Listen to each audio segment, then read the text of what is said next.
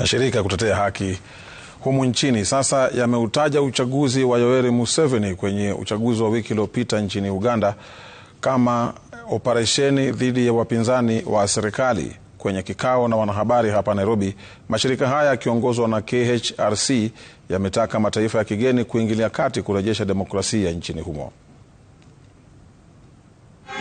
Siku moja baada ya Rais Yoweri Museveni kukabidhiwa cheti cha ushindi wa uchaguzi wa urais na kuonya upinzani dhidi ya kuzua vurugu, mashirika ya kutetea haki za kibinadamu Kenya yamefokea ushindi huo.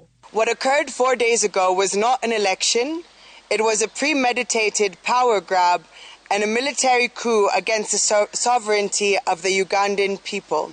Wanaharakati hao wanadai kura alizojizolea Rais Museveni si za kweli. Wanadai tume ya uchaguzi iliongeza idadi ya wapiga kura kinyume na sajili ya wapiga kura. Mbinu ambazo zilitumika pamoja na kufunga kabisa internet ya Uganda na kuwakubalia Ghetto Brigade militia waweze kufanya vituko vyao vya mauaji na utekaji. We have overwhelming evidence of Electoral Commission, EC officials, security forces and the Ghetto Brigade militia critiquing ballots in favor of Museveni while the world was blinded. Wakiwakosoa waangalizi wa uchaguzi wakiongozwa na AU, COMESA, IGAD na EAC kwa kutoa taarifa zilizoonyesha uchaguzi ulikuwa huru, wametaka jamii ya kimataifa kuingilia kati na kuchukua hatua dhabiti. To the African Union Commission, your January 17th statement congratulating Yoweri Museveni is not just premature.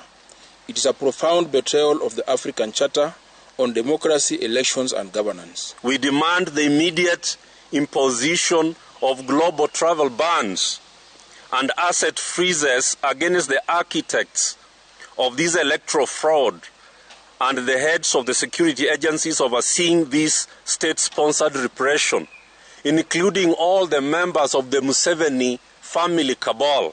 Pia wametaka uongozi wa Uganda kuachilia zaidi ya watu 1,000 wanaodaiwa kukamatwa kwa misimamo yao ya kisiasa. Gatete Njoroge, Runinga ya Citizen.